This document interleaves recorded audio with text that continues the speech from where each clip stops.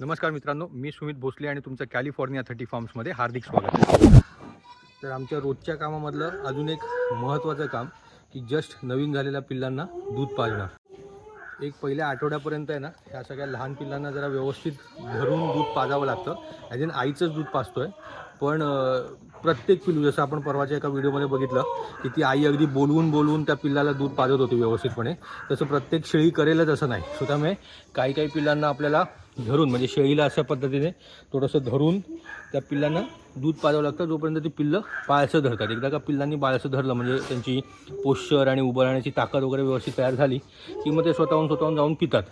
पण पहिला एक आठवडाभर त्या पिल्लांना आपल्याला व्यवस्थितपणे धरून दूध पाजवावं लागतं. तर हे पण एक पिल्लू आहे.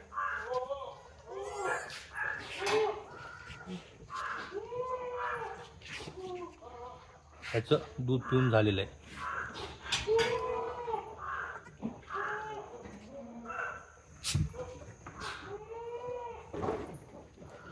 ही जुळी पिल्लं आहेत जी अगदी व्यवस्थितपणे आईच त्यांना दूध पाजते व्यवस्थित. त्यांचं सुद्धा दूध बऱ्यापैकी आत्ताचं संपून झालेलं आहे.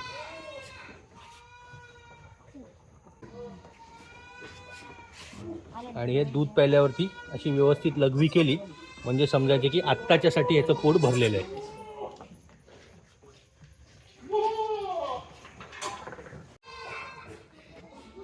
त्याचं पण पोट आता व्यवस्थित भरलेलं आहे.